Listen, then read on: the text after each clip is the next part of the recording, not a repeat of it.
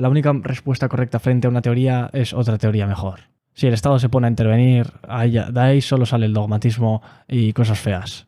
Si alguien tiene una idea y crees que sigue equivocada, la manera de solucionarlo es debatiendo con esa persona, no diciéndole te prohíbo que hables. Lo único que vas a hacer es que se recluya en su casa y que se radicalice más. Lo que hay que hacer es el diálogo abierto.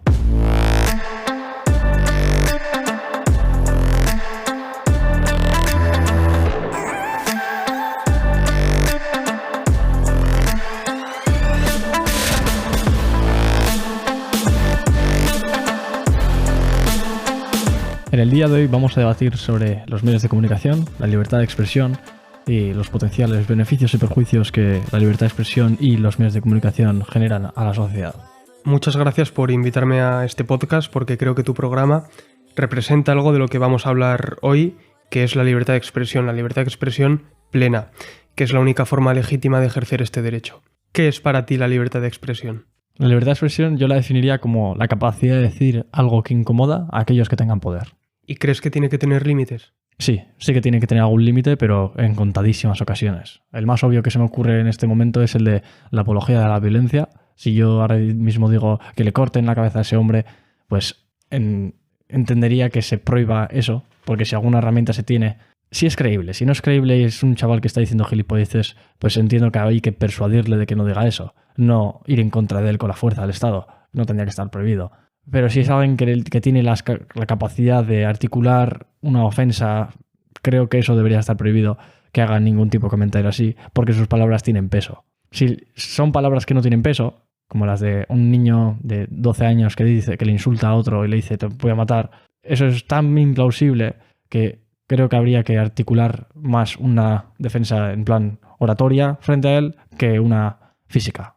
En los ejemplos que me has puesto, los dos insultos o las dos opiniones iban referidas a personas concretas. Uh-huh. Si la opinión es no contra un individuo, sino contra un colectivo, por ejemplo, que opine que hay que cortar las cabezas a este colectivo por tener estas características, ¿eso también? Yo no veo la distinción. O sea, lo que importa es el individuo, en mi opinión.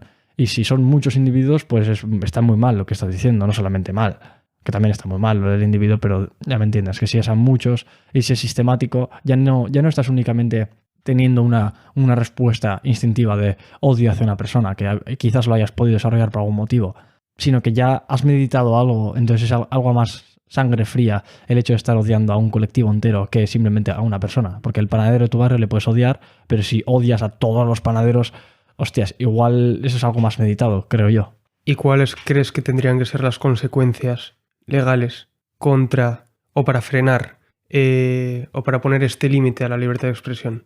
En caso de que alguien no cumpla este límite, ¿cuáles tienen que ser las consecuencias? ¿Qué consecuencias hay para otro tipo de condenas? Pues penales. Ya, pero cárcel, multa, sí. Esos son los dos mecanismos. Y luego obligación de asistir a cursos de readmisión a la sociedad, que son como... Entonces impondrías consecuencias penales para la vulneración de los límites a la libertad de expresión. Eso es. Yo comentaría que les haría pasar por un tratamiento, no un tratamiento, sino yo que sé, una readaptación a la sociedad, a la vez que les hago hacer pagar una multa o les meto en la cárcel. No yo, pero eso es lo que yo creo que sería lo correcto. Si has incumplido una norma, que luego no haya una consecuencia, hace que no haya seguridad jurídica, porque lo que decimos se queda en papel mojado. Entonces, para evitar que se quede en papel mojado, independientemente de la norma, que ahora estamos pensando en las normas correctas, pero si una norma fuese incorrecta y luego no se cumple, se vulnera la seguridad jurídica. Entonces yo creo que a pesar de que una norma fuese una puta mierda, habría que imponerla. Y luego ya habría que modificarla, pero sin atender a ningún grupo de presión. Bueno, esto ya es otro tema, pero ya me entiendes. En la Constitución española, en el artículo 20, que desarrolla la libertad de expresión, se desarrollan también los límites a este ejercicio. Y concreta que el derecho al honor, el derecho a la intimidad y el derecho a la propia imagen, también la protección de la juventud y la propia infancia, son límites a la libertad de expresión. Claro, porque hay momentos en los que quizás no seas capaz de gestionar el hate o el odio que puedes recibir en las redes sociales o de cualquier manera. Y si eres un niño es normal que se te proteja de una manera que no se haría o que no se hace con los adultos, porque a los adultos se les presupone mayor capacidad de lidiar con los problemas. La protección de la juventud y de la infancia ahora está mucho más restringido que antes, precisamente por el desarrollo de las redes sociales y el aumento del bullying. ¿Qué opinas sobre mi definición de libertad de expresión? Comparto tu definición sobre libertad de expresión y añadiría que no solo es contra aquellos que estén en el poder, sino es un derecho para proteger la opinión y la manifestación de las opiniones de cualquier persona sobre cualquier tema. Pero si dices algo que incomoda a alguien que no tiene poder, no puede tener ninguna represalia. Entonces, claro que hay libertad de expresión ahí. Imagínate que yo hago un comentario feísimo sobre alguien que no ha nacido en un país lejano aquí. Yo que sé, un senegalés de dentro de 60 años que nazca. Es que igual si haces una opinión negativa sobre contra un senegalés por motivos de raza y delito de odio, Ah, vale, bueno, pues va a estar penado. de mi misma raza. Alguien que viva... Claro, pero entonces, aunque esa persona no tenga poder, también es necesario que haya libertad de expresión. No, pero lo que se me está ocurriendo es que esa persona es la que menos poder tiene Sí. sobre mí, porque ni siquiera ha nacido y está muy lejos. Que esa persona no tenga poder sobre ti no implica que otras personas que sí tienen poder sobre ti te castiguen por haber hecho el comentario sobre otra persona. Sí, cierto. Pero si esa persona no tiene el poder de hacerme nada, ella en concreto, pero sí lo va a tener gente que lo escuche mi crítica hacia esa persona en sí tiene poder, porque está protegida por gente que tiene poder. Es como que tú no tienes dinero de por sí, tú naciste pobre, pero poco a poco interactúas con gente que tiene dinero y les das servicios y productos que ellos valoran y tú consigues dinero. Entonces es lo mismo. Esa persona nació pobre y sin poder y interactúa con otras personas y consigue poder. Entonces, si otra persona utiliza su poder para protegerte a ti, tú tienes poder. Entonces, por definición, alguien que no tenga poder, nadie le va a defender, porque a nadie le importa. Entonces, si alguien te defiende o utiliza su poder para defender tus intereses, ahí yo creo que esa persona adquiriría la facultad el poder en sí en ese momento. También hay que tener en cuenta que las opiniones no son comprobables o contrastables porque son eso, opiniones. Entonces los límites no se pueden establecer a partir de la veracidad de lo que has dicho porque no hay una veracidad o no tiene por qué ser veraz. Es simplemente una opinión. Pero veraz no era el término que se utilizaba para determinar si algo tenía buenas intenciones o no que reflejaba la realidad. La diferencia entre verdad y veracidad es que la verdad es el hecho contrastable, real, y la veracidad es que se ha difundido o has difundido ese mensaje con intenciones creyendo que lo que tú estás difundiendo es real, aunque pueda no serlo. O sea, que una cosa es decir... Y puede tener más matices o puede tener algunos matices falsos, pero puede seguir teniendo veracidad. Y te hago una pregunta. Cuando se protege a grupos concretos o a grupos vulnerables de la sociedad, ¿crees que hay una limitación correcta de la libertad de expresión o es indebida? Es que aquí yo creo que habría que definir qué es un grupo vulnerable. Te voy a decir los grupos que están especialmente protegidos por el delito de odio. Son las personas discapacitadas, las personas en situación de pobreza, las personas del colectivo LGTB, las minorías religiosas, las personas con razas históricamente discriminadas, que aquí se originó el discurso de odio, el delito de odio, surge por la discriminación contra la raza. O por causas de raza, por el racismo. También están protegidos los menores de edad, están protegidas todas las mujeres, es decir, discriminación de género, y también están especialmente protegidos los judíos. Vale. Esos son los grupos que están protegidos contra o por el delito de odio. ¿Crees que estos grupos tengan una protección especial vulnera el derecho a la libertad de expresión de manera positiva? ¿O crees que no debería existir? Pues que eso sería el equivalente, la norma es el equivalente a decir, a nadie se le dan privilegios, pero a los blancos hombres jóvenes sin discapacidad se les potencia para que se les critique. O sea, se pide a la sociedad que critique a este colectivo, porque supuestamente han recibido los que menos discriminación históricamente. Yo no creo que haga falta que ningún colectivo reciba ayuda estatal o de una norma. Yo creo que los colectivos ya van a ser ayudados por la sociedad porque es de sentido común no ser racista o no ser machista o no ir en contra de los judíos o ese tipo de cosas. Yo creo que es tan evidente que la gente acabará ayudando. Y el hecho de que la norma estatal exista hace que yo diga, pues el Estado ya va a ayudar a estas personas. ¿Para qué me voy a meter yo en el fregado? ¿Para qué me voy a poner yo en un hilo de Twitter a defender a los discapacitados cuando hay alguien que le está haciendo insultos o apología antiparalíticos o discapacitados cuando el Estado ya va a intervenir? y el Estado no interviene siempre. Entonces, aunque la gente, quizás si la gente viese que el Estado no es una opción, porque el Estado no es el que regula la moralidad, sino simplemente las acciones que se deberían de tomar y no en base a las cosas, en base a la ley, y lo que la ley diga es básicamente una serie de pautas que deberíamos de seguir si es que quisiésemos que la coexistencia fuese viable, ¿no? Esa es como la definición de derecho que yo creo. Entonces yo no creo que sea necesario que las mujeres ni las razas minoritarias, ni ninguno de esos colectivos reciban privilegios estatales en forma de protección frente a delitos de odio. Quizás los menores de edad sea un tema completamente distinto porque no son capaces de gestionar lo que sería recibir el fuego. Pero claro, ¿acaso ellos no son responsabilidad de los padres, por lo que los padres serían los que tendrían que protegerles de eso?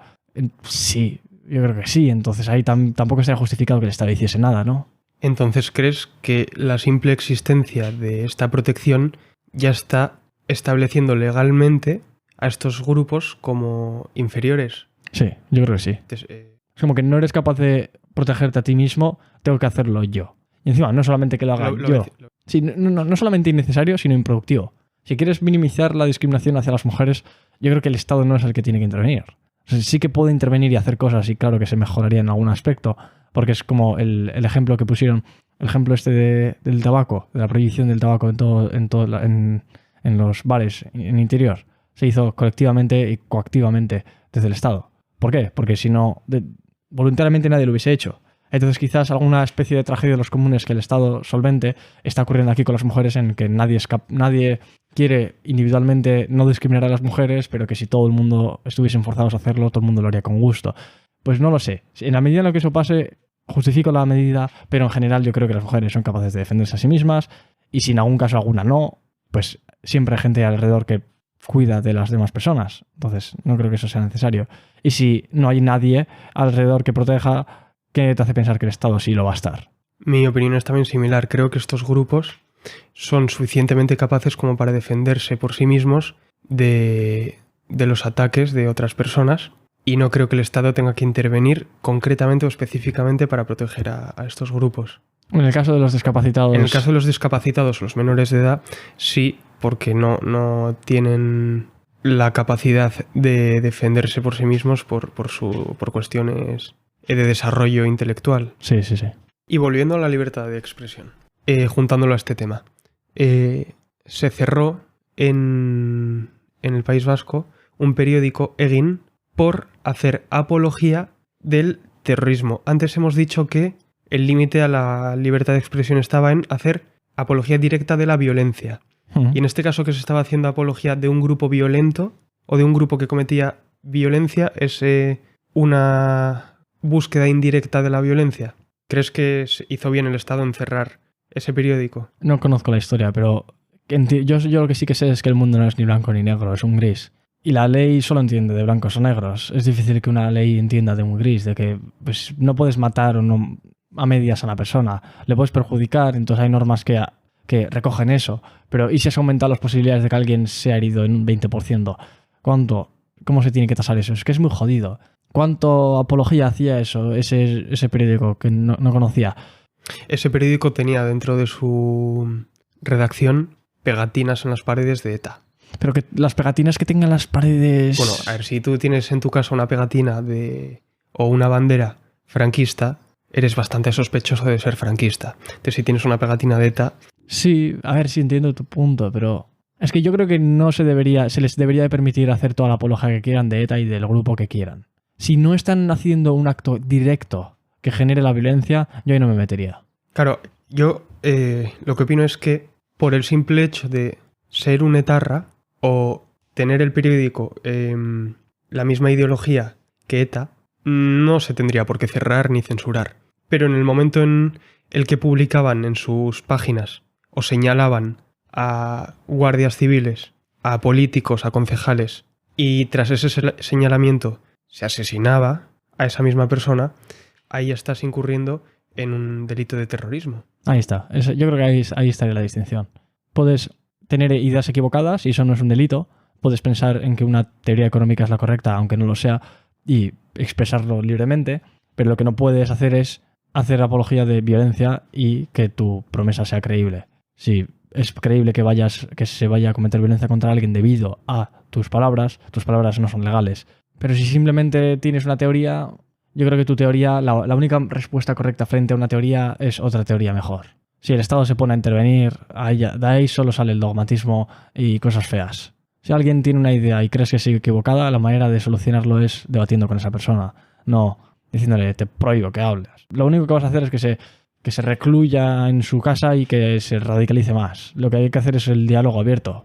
El último caso de censura por parte del Estado hacia los medios de comunicación fue la retirada de los kioscos de la portada de la revista humorística El Jueves, que sacaba al rey Felipe VI y a la reina Leticia con posturas sexuales en tono de burla.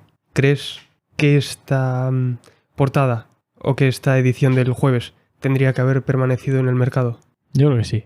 ¿Quién es el rey para no poder ser publicada una imagen suya en una postura sexual? No creo que tenga que tener ninguna aura así de protección frente a él que haga que nadie pueda criticarle o que le... A ver, la cosa del sexo es que es tabú, ¿no? Entonces la gente, como es tabú, no quieren hablar de ello, y ponerle en esas condiciones a alguien que supuestamente acepta el tabú implícitamente, no participando en comentarios públicos en los que se hable de eso, hace que si tú le pones en una situación con Photoshop en la que esté haciendo eso, lo mismo ocurriría con la marihuana o con drogas. Si tú pones una foto del rey consumiendo drogas, a la gente, como nunca le ha visto al rey consumiéndolo, porque supuestamente es una persona muy recta, pues pasaría algo muy parecido. Quizás lo del sexo es más humillante porque es algo aún más tabú, pues puede ser. Y no es la única portada censurada del Jueves, la del rey con Leticia en postura sexual. También se retiró otra. Creo que no se retiraron todos los ejemplares, pero sí la mayoría de ellos, de la abdicación de Juan Carlos, otra vez con la monarquía. Te enseño la imagen. El rey Juan Carlos le estaba retirando a Felipe, le estaba colocando a Felipe la corona real llena de moscas y sucia de... como estás viendo en la foto. Como diciendo que su reinado ha sido una mierda o que el ser... No, que la monarquía está manchada, está sucia. Ah, bueno, eso me parece magnífico. Cada uno puede tener la idea que quiera. Hay algunos que son pro monarquía y otros que son contra monarquía. Yo no veo problema. Efectivamente, a mí tampoco me parece motivo suficiente proteger otra vez especialmente a una persona como es el rey por su estatus real y obligar a un medio, a una revista humorística, a retirar sus ejemplares del mercado. Fuera de micrófonos estábamos hablando o hemos comentado que la libertad de expresión es la forma más adecuada de autocorrección. Digamos que es mejor que la sociedad sepa quién es, por ejemplo, un machista o quién es antisemita, quién es nazi, a obligar a esa persona a ocultarlo y que la sociedad no sepa sus verdaderas opiniones o sus verdaderas intenciones. Sí, entiendo tu punto, pero creo que eso es un colateral de la raíz del asunto. Creo que el hecho de que haya libertad de expresión y que haga eso, que la gente habla más en abierto y que se conozcan las ideas en mayor medida de la gente, es un beneficio colateral de la raíz del asunto, que yo creo que es que en una sociedad en la que no haya libre expresión, no hay un mecanismo natural de autocorrección. Si tú te haces apología de una cosa y no se puede hacer lo contrario, como por ejemplo nosotros hacíamos apología de la democracia, si no se puede decir lo contrario, si estamos equivocados... Hay un contraste de opiniones. Ahí está. El contraste yo creo que es siempre necesario. ¿El contraste crees que tiende hacia la moderación? Moderación y corrección a la larga. Se corrige lo que es equivocado. Pero también puede tender hacia la radicalización. Sí, por supuesto. Es así como la radicalización ocurre. Pero en mayor de media, creo que es buena la variedad de ideas. Porque si solo estuviese permitido opinar de una forma, esa opinión única cada vez se haría más extrema también. No estaría tan seguro de que eso es así, pero sí, vale, como tienes el dominio, como tienes un monopolio, te permitirías el lujo de ir un paso más en tu idea. Luego podemos entrar, o ahora mismo si quieres, en ese tema, y hay una teoría que es la teoría de la espiral del silencio. Y es que los medios de comunicación dan forma a las impresiones de la gente acerca de cuáles son las opiniones dominantes, y dan forma a las opiniones en proceso de formación y dan forma también a las opiniones que pueden expresarse en público sin miedo al aislamiento. Es decir, se va generando una espiral en torno a opiniones dominantes y se va silenciando las opiniones minoritarias, hasta que al final van desapareciendo por miedo a que esas personas que tienen esas opiniones puedan ser aisladas o puedan ser excluidas de la sociedad por el hecho de pensar diferente. O sea, que estás diciendo que los medios de comunicación representan incorrectamente la cantidad de gente que aboga por unas ideas con tal de que unas consiguen más poder al haberlas representado como que son más populares, porque la gente tenderá a estar en los grupos más populares. Bueno, también puede ser el efecto inverso, también puede ser que sean más populares dentro de la sociedad y que los medios de comunicación las representen en exceso. Hasta que al final, digamos que es un doble ciclo, un doble flujo. Va de la audiencia a los medios y de los medios a la audiencia, se retroalimentan y van haciendo esa idea más poderosa, ya sea por intereses o inintencionadamente. Vale, o sea que se puede o sobrerepresentar la cantidad de personas que apoyan una idea o infrarrepresentarla con tal de modificar la cantidad total de gente que apoya una idea, porque se sabe que las ideas que se perciben como más populares acaban volviéndose más populares y las que son percibidas como menos populares acaban volviéndose menos populares. Efectivamente, es una espiral donde las opiniones dominantes van tomando fuerza poco a poco y se van aislando o se van reduciendo las que ya de por sí son inferiores o tienen menos representación o menos popularidad. O sea que esto es una clara representación del poder que tienen los medios y la capacidad que tienen de modificar la opinión pública. Se puede poner un ejemplo, no solo los medios, también los políticos o la propia sociedad. En Cataluña, ahora ya menos, pero en 2017, la gente o las personas no separatistas tenían miedo a expresar esta opinión. Entonces, una de las razones por las que creció tanto el separatismo fue esta, y es que dentro de los medios catalanes, dentro de TV3, solo se defendía o solo se daba voz al separatismo. Dentro de la sociedad solo se atrevían a hablar los separatistas y los constitucionalistas estaban callados y tenían miedo a expresarse libremente. ¿Esto qué hizo? Que el separatismo cogiese fuerzas. O que diese la impresión en el resto de España, o que nos mandasen ese mensaje diciendo que en Cataluña casi todo el mundo era separatista, cuando luego en las elecciones se vio que no, que hay más porcentaje electoral constitucionalista que secesionista. Tiene sentido, porque aunque sea una minoría la que apoya un movimiento o una idea, si son más ruidosos y más violentos, y los que no la apoyan y están en la oposición, bueno, no están en la oposición porque la oposición están por definición los que son menos cantidad, pero los que están opuestos a esa idea, si son menos ruidosos y menos violentos, tiene todo el sentido del mundo que se sobrerepresenten en la esfera pública aquellos que más ruido y más violentos sean, porque no tienen nada que perder. Imagínate que tú eres uno de ellos. Si vas por ahí proclamando la independencia de Cataluña, ¿a qué te enfrentas? ¿A un tibio demócrata que te va como mucho a decir que estás equivocado? Pues vaya mierda. Yo siendo independentista lo haría.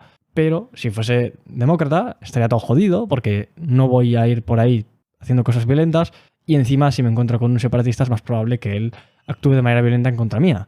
Entonces entiendo el fenómeno y tiene todo el sentido del mundo. Por eso el silencio cada vez iba siendo mayor y cada vez los constitucionalistas se atrevían menos a hablar y daba la sensación que el independentismo tenía mucha más fuerza en Cataluña y de hecho el electorado separatista hubo un momento en el que creció mucho hasta 2017. Hasta 2017 el porcentaje de voto separatista fue creciendo y, coincidencia o no, cuando el constitucionalismo ha empezado a hablar, ha empezado a salir a las calles, a sacar banderas de España, ha habido un retroceso del poder o del electorado o de la representación independentista en Cataluña.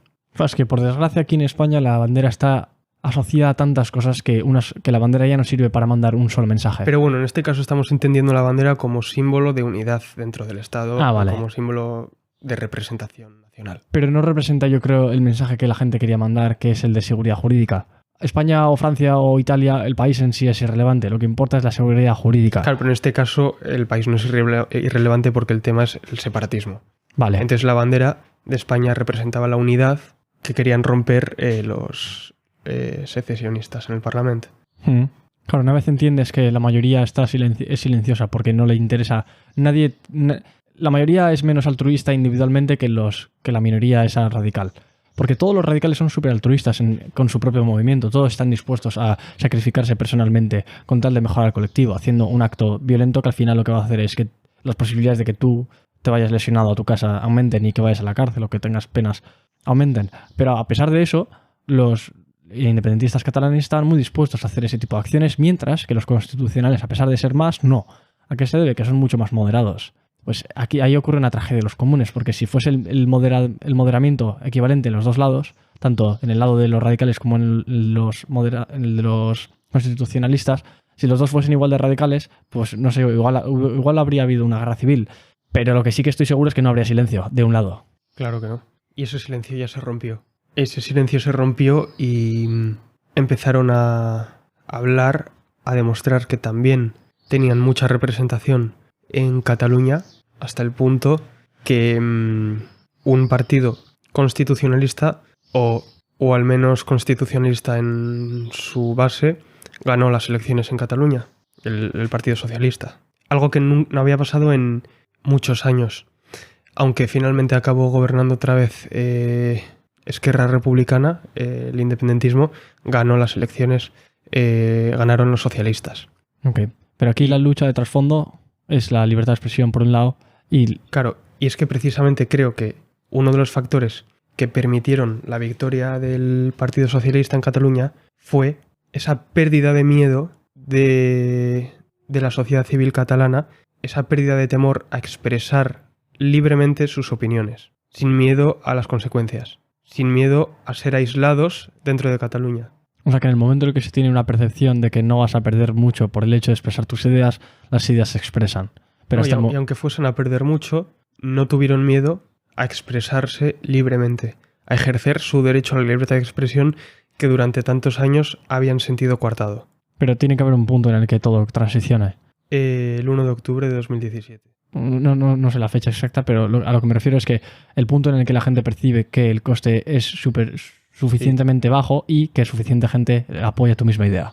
Después del referéndum ilegal de 2017, del 1 de octubre, se convocó una manifestación masiva apoyada por la sociedad civil catalana y por los partidos constitucionalistas catalanes, y miles de personas, creo que alcanzaron o superaron el 1.000.000, se manifestaron libremente. Y ese fue el punto de transición, o el punto de cambio hacia la apertura de la libertad de expresión en Cataluña. Y creo que ese es uno de los mayores hitos recientes de este derecho en nuestro país. Si te parece, pasamos ya al segundo punto, al impacto real de los medios de comunicación en la sociedad. Vale, me parece bien. Te lanzo la pregunta. ¿Tú crees que los medios tienen un poder absoluto, un poder limitado o un poder nulo? No creo que sea una u otra. Definitivamente no es absoluto en ningún momento, pero entre moderado, entre mediano o nulo, creo que fluctúa. Dependiendo de la persona, dependiendo del momento. Hay momentos en los que la gente escucha más noticias o que atiende más a lo que tienen que decir los medios que otros, entonces supongo que la influencia fluctuará en cada momento. En muchas personas como yo, que no escuchamos ni noticias ni consumimos ningún tipo de periodismo, ni vemos anuncios en la tele, ni radio, ni redes sociales, ni nada, creo que la influencia es cercana a nula, Claro, en tu pero, caso, sí. pero no es nula. Porque hay gente de mi entorno que sí consume ese tipo de cosas y en su medida habla conmigo de los temas. Sí, eso lo hablaremos ahora en las teorías del poder limitado, y es que el proceso informativo no termina cuando el mensaje ha pasado de los medios a la audiencia, sino que la audiencia también difunde el mensaje que ha escuchado, matizándolo, dando sus propias opiniones, cambiando un poco el mensaje, pero difunde ese mensaje que previamente ha escuchado en los medios. Entonces, si quieres, empezamos por las teorías, las primeras teorías de los años 30, y es que en esa época, durante el auge del nazismo, se pensaba que, o se realizaron estudios que aseguraban que los medios de comunicación tenían un poder absoluto sobre la sociedad. Laswell, un teórico, desarrolló la teoría de la aguja hipodérmica, que dice que los mensajes se inyectan en la masa con un efecto inmediato, como si fuese una vacuna. Y esta teoría o estos estudios contemplan a la audiencia como una masa irracional y receptores pasivos. Esta teoría ya se desmontó posteriormente, pero bueno, ¿qué opinión te merece? No sé si sería tan radical la influencia que tienen los medios sobre la población como dice esa teoría. Yo creo que sería bastante inferior. Pero algo de influencia tiene que tener sí o sí. Pero claro, también aquí la flecha de la dirección de la causación tenemos que discernirla y creo que eso no es para nada fácil. ¿Influye la gente en lo que dicen los medios de comunicación en alguna medida? ¿Lo que opina la gente está en alguna medida afectando lo que dicen los medios de comunicación? Sí. ¿Afecta en alguna medida lo que dicen los medios, independientemente de lo que opine la gente, en lo que acaba opinando la gente? En alguna medida creo que sí. ¿Qué porcentajes en cada dirección? ¿En qué momento? Porque supongo que también fluctuará. No tengo ni idea. Esa bidireccionalidad es mucho mayor ahora gracias al desarrollo de Internet y las redes sociales. Ahora los medios tienen mucho más feedback de la audiencia del que tenían antes. Esta teoría de los efectos poderosos se defendió con un caso muy famoso y es el de la Guerra de los Mundos de Orson Welles, que se emitió por radio en 1938. Es una obra de ficción que va sobre extraterrestres. Entonces la gente no estaba acostumbrada a escuchar por la radio ficción, sino información, y entonces muchos oyentes se pensaron que la Guerra de los Mundos, que la emisión de esta radionovela, era en realidad un boletín informativo. ¿Qué ocurrió? Que muchas personas salieron de sus casas, cogieron sus coches y empezaron a huir de la ciudad, llegando a colapsar carreteras, formando atascos porque hubo una hecatombe de personas que estaban en un estado mental de pánico, pensando que de verdad los extraterrestres estaban invadiendo el mundo. Entonces, a partir de aquí, se utiliza este ejemplo se utilizaba para defender el poder absoluto de los medios sobre la sociedad. Lo que decía Laswell con su teoría de la aguja hipodérmica, que es un efecto inmediato. Según lo escuchan en los medios, se produce una reacción, estímulo y respuesta. Que sea tan inmediato me deja ver el poco poder que tienen. Porque si de verdad tuviesen mucho poder, el efecto sería duradero. No solamente lo que tú digas hoy afecta a lo que pasa hoy, sino a lo que afecta mañana y pasado. Porque no dependes de mañana decir algo para que hoy... O sea, no dependes de mañana decir algo para que mañana haya un impacto. Y luego lo de los coches, o sea, ¿qué cojones? Hay unos alienígenas que han viajado durante miles de años luz, tienen una tecnología ultra avanzada, órdenes de magnitud por encima de la nuestra, como para llegar aquí y empezar a invadirlo. Uno, asumes que la comunicación por radio ocurriría. Eso ya es delirante. Y dos, asumes que coger tu puto coche y salir mientras que todo el mundo lo está haciendo es la mejor decisión. Es delirante a múltiples niveles. Bueno, a ver, tenemos que entender que es el año 1938, que la sociedad no estaba tan desarrollada como ahora y que precisamente no fue todo el mundo el que salió de sus casas despavoridos porque pensaban que les estaban atacando. Fue una parte de la población reducida, lo que desmonta precisamente esta teoría del poder absoluto de los medios. Y es que no todo el mundo se creyó o comprendió de la misma manera la radionovela de Orson Welles. ¿Esto en qué país fue? Estados Unidos. Claro, en los 30 en España no había coches. No, claro, nosotros estábamos en plena guerra civil en el 38. No, pero aún así, antes de la guerra civil no había coches en España y en Estados Unidos sí. Efectivamente, España siempre va atrasada en el desarrollo. Pero bueno, que yo creo que en España más gente habría salido a las calles si escucha esto en la radio, más que en Estados Unidos. Son aún más cazurros los españoles. No, a ver, cazurros tampoco son, pero quizás en el 38 sí eran más inocentes. ¿Cuál es la definición de cazurro, pues? Bueno, quizá en España sí que había cierto grado de analfabetismo en la época. Ahora, por ejemplo, hoy en día, se emiten, ahora que la sociedad está mucho más acostumbrada a la ficción, a través de los medios de comunicación, se emite en La Guerra de los Mundos de Orson Welles. Nadie, absolutamente nadie, saldría a la calle histérico pensando que había marcianos en la Tierra. Pero hay múltiples factores. Yo creo que no solamente afecta que la gente fuese más incrédula en esa época, no incrédula, sino que también el hecho de estar viendo a más gente hace que te reafirmes en que lo que estás haciendo es lo correcto. Claro, porque si estás rodeado de una manada de personas muy grande, lo más probable es que opines que lo que estás haciendo es lo correcto. A pesar de que sea algo delirante, como por ejemplo pasó en ese momento. Sí, la imitación del entorno, ¿no? Imitas a lo que hace tu entorno. imitas lo que hace tu entorno y crees que eso es lo correcto, crees que es lo que está bien. Y con esto podemos ir directamente a la teoría de los efectos limitados de los medios de comunicación. Esta teoría la desarrolló Lazarsfeld en los años 40 y cree que los medios transmiten información a personas influyentes y que estas personas a su vez transmiten la misma información matizada o un poco alterada, edulcorada, a grupos más cercanos, dando, digamos que son líderes de opinión. Líderes de opinión que escuchan lo que dicen los medios y lo trasladan directamente a otros grupos más pequeños. Un doble paso en el proceso informativo.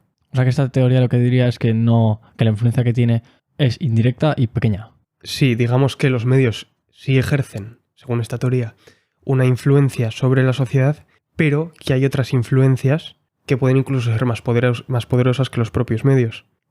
Vamos a hacer un ejercicio sobre esto. Digamos que tú pones los informativos y te dicen que hay que votar al partido A. No te dicen más, no te dan argumentos, simplemente te dicen que hay que votar al partido A. Y llega un amigo o un líder de opinión en el que confías y te dice que hay que votar al partido B. ¿A quién harías más caso? Probablemente mi amigo. Probablemente al amigo. Entonces, efectivamente, los medios pueden influir, pero hay otros elementos que tienen mayor influencia que los medios. Estoy de acuerdo, sí, tiene sentido, es muy plausible. Además, el aspecto de los líderes de opinión o influencers está mucho más desarrollado ahora, también por el desarrollo de las tecnologías digitales y las redes sociales. ¿Crees que ahora los líderes de opinión de redes sociales han sustituido a los medios de comunicación en cuanto al poder de influencia sobre la sociedad, aunque los líderes de opinión influyen a grupos más pequeños que los medios? ¿Crees que en ese grado menor han sustituido ese poder? Yo creo que sí, y es el motivo por el que las televisiones y las radios están en constante batalla con YouTube, con los youtubers. No con YouTube como plataforma, sino con los youtubers. Sí que publican en YouTube sus programas y tal, pero porque no hay otra, porque es donde está la audiencia. Lo que hacen los youtubers o los streamers también es televisión. O lo que hace un podcaster, lo que haces tú, también es radio. Porque aunque cambie la plataforma, aunque no se escuche a través de un dispositivo de radio o a través de un televisor, el medio sigue siendo la voz, la radio, y el medio sigue siendo lo audiovisual, la televisión. O un vídeo de YouTube. Efectivamente, me refiero a que un vídeo de YouTube o un directo de Twitch son televisión. No la televisión en su concepto tradicional, sino una televisión moderna, cambiada, diferente. Una televisión adaptada a los medios y a las necesidades, a la demanda de la sociedad. Esto, por ejemplo, ocurre en Estados Unidos. Estados Unidos es el ejemplo que más conozco. Los medios de comunicación tienen mucho recelo a Joe Rogan, que es el podcaster más conocido del mundo, porque la influencia que él tiene sobre la población es muchísimo más grande que la de cualquier medio. Él hace un programa, lo escuchan millones de personas y es espectacular la influencia que tiene o la capacidad de esparcimiento de las ideas que tiene su programa. Es normal que si te están quitando negocio por algún lado un tío que tiene unos costes de producción prácticamente nulos, que tiene el local, los micrófonos, Jamie, que es el ingeniero de sonido, que es colega suyo, y poco más. Tiene algunos gastos tan pequeños y consigue unos resultados tan buenos, no solamente en términos de audiencia, sino el contenido debatido. Los podcasts de Joe Rogan son muy buenos. Tiene de los mejores invitados del mundo, van a ese programa. Eso no lo consigue ningún programa de radio o de televisión. A ese nivel es espectacular, nadie ha conseguido. ¿Por qué? Porque no puedes acceder a millones de personas o ningún medio de televisión ha llegado a tanta gente. Así que, claro que, por ejemplo, durante las retransmisiones de la llegada del humano a la luna, ahí sí que había más gente viendo lo que la gente ve ahora a Joe Rogan, claramente, pero porque eso es algo que lo vio medio país. Pero sí que parte de la tarta ha aumentado, porque ahora hay más gente, la gente es más rica, pero parte de la tarta se ha ido a los medios no convencionales, como los podcasts o los vídeos. ¿Cuáles son los niveles de audiencia de Rogan? En torno a 10 millones por episodio. Sí, pues mucho más, por ejemplo, que un programa de la televisión española. Claro, pero estás comparando... Si llegan a 10 millones es porque o hay un evento, o un partido de fútbol, o cosas concretas. La audiencia de la televisión en España ronda los 3 millones en prime time, 4. O sea, que un décimo de la población. Sí, un décimo de la población más o menos.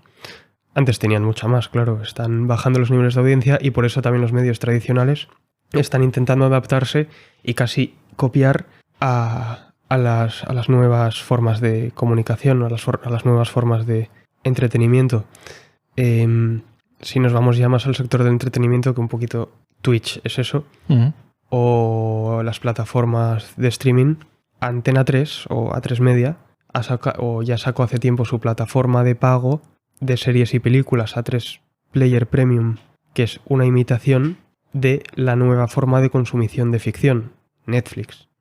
Entonces, están todos los medios, o casi todos, invirtiendo mucho dinero y mucho esfuerzo en adaptarse a las nuevas demandas. En el caso de los que no lo hacen, están desapareciendo. Cierto, Y verdad. se están dando cuenta. Entonces, cada vez más, la radio también está haciendo lo mismo. La radio antes era una emisión lineal. Si tú querías escuchar un programa que se emite a las 9 de la mañana, tenías que estar a las 9 de la mañana conectado a esa emisora, pero ahora las radios también suben sus programas en formato podcast. Ya no tiene ningún beneficio escucharlo en directo. En directo, bueno, si te pilla de casualidad, sí. Pero ¿no crees Y que no, eso...? No, tampoco, porque ¿qué estás consiguiendo? Escucharlo una hora antes es irrelevante. ¿No crees que eso le Prefiero, quita...? si te pilla la hora de la emisión del programa en un momento en el que puedes o quieres escuchar la radio, fenomenal. La escuchas en directo. Ah, bueno, sí, eso es una dulce coincidencia. Sí. Pero ¿no crees que el hecho de que existan los podcasts ahora, que hace que tengas a tu disposición una cantidad ilimitada de contenido, le quita romanticismo al asunto de nos juntamos toda la familia frente al televisor para ver un programa a las 7 de la tarde? Eso ya no pasa. Eso en alguna medida era remarcable y deseable a varios niveles, creo yo. No pasa, que no pase ahora porque te puedo escuchar a Joe Rogan a cualquier hora del día, a cualquier velocidad, desde cualquier dispositivo, no es pragmático, pero le quita, yo creo, romanticismo. Pero, ¿qué hay ahora? Porque la sociedad tiende a individualizarse cada vez más. No se me ocurre ahora mismo nada que se haga o que sea habitual juntarse en familia, aparte de eventos como un cumpleaños, para practicar una actividad juntos. Cada vez se hace menos. Tienes razón, a no ser que sea algo deliberado, que lo hayas pactado. Ahora ya no ocurre nunca que la familia entera se junte por defecto. Por no ser que vivan en la misma casa, pero ya me entiendes, de Sí, claro, no 3 sé. generaciones, Tíos, primos. sí, eso nunca se juntan. No Y como sí antes, se hacía. que igual era el día a día. Pues vamos al parque, quedamos aquí y... Antes, bueno, estábamos hablando de que las familias se juntaban para ver la televisión. Antes, mi familia iba, o mis padres iban a casa de mis abuelos para ver, de niños estamos hablando, para ver un programa en la televisión. Es decir, la actividad giraba en torno a la televisión. Eso ahora es inconcebible. A no ser que sea Nochevieja, que pones las campanadas a las 12, o quizás la final de un partido de fútbol en España, que es lo único que interesa. Claro, pero porque Para la no sociedad tienes media. otra cosa. Eso, el equivalente ha pasado, yo creo, con los libros. Ahora mismo todo el mundo tiene acceso ilimitado a los libros y ya no se ha perdido el romanticismo ese de consigues un libro que es escaso, caro y te toma mucho tiempo conseguirlo porque tienes que ir a la tienda a ver si lo tienen, igual hay que encargarlo y luego lo tienes tú, te ha costado un porcentaje elevado de tu salario o del dinero que tenías ahorrado y lo aprecias. Pero ahora tenemos a nuestra disposición miles de libros que podemos comprar en Amazon que instantáneamente están en tu dispositivo. Y luego también hay muchísimo contenido que está libre de copyright, que se puede conseguir sin más. Y luego también se puede violar el copyright. Pero a lo que me refiero es que la disposición del contenido se ha aumentado tanto que ya se ha vuelto más transaccional y menos... Es muy fácil tener acceso a todo lo que... Pero tiene pros y contras, es lo que digo. Que tiene el pro de que ahora tienes a tu disposición muchísima más cantidad de contenido y quizás mejor contenido, porque antes... tus padres no podrían haber escuchado una entrevista de la calidad de las que hace Joe Rogan, ni de coña. O sea, se habrán tenido que conformar con el paleto de turno que salga en la televisión española. El pro y contra, yo creo que el pro es muy evidente, pero ¿y el contra? Tiene que tener algún contra. O es lo que percibo yo al menos. ¿Esa falta de conexión con la familia tiene algún sustitutivo? ¿O es como lo que decía Nietzsche, que sí, puedes acabar con la religión, pero va a haber un vacío que no se llene? El individualismo tiene muchos problemas. El que cada vez estemos más pegados a la tecnología tiene muchos problemas. ¿Pero se debe únicamente a la conexión con la tecnología o...? Mayoritariamente es la causa. El- Cada vez estamos más separados de nuestras familias o cada vez tendemos más a hacer vidas individuales dentro de nuestros propios hogares, donde vive más gente. Cada vez se habla menos con las personas que nos rodean por culpa de la tecnología. Y eso es algo negativo. Bueno, de la tecnología y de que hay menos gente. Ahora el tamaño medio de la familia Gente, se ha claro, reducido. Sí, pero bueno, me refiero, por ejemplo, una comida familiar o una reunión familiar, no tiene por qué ser para comer. Antes, o igual está idealizado y los mayores nos lo cuentan así, pero en realidad no lo fue. Hay mucha nostalgia. Sí. Hay que descontar eso. Antes, descontando eso, yo creo que aún así ha cambiado la cosa. A peor. Sí, en este aspecto a peor. Creo que la tecnología digital tiene más beneficios, pero creo que este es un Un contra. un perjuicio muy importante. En las reuniones familiares ahora, si ves en la calle alguna o incluso las nuestras, los niños, los jóvenes están incluso los adultos de 40, 50 años están con el teléfono en la mano mucho tiempo. Entonces, si estamos hablando del poder de los medios, lo estábamos entendiendo como los medios tradicionales. Pero, ¿y el poder que ejercen sobre nosotros los nuevos medios digitales? Conectados 24 horas menos las que estamos durmiendo.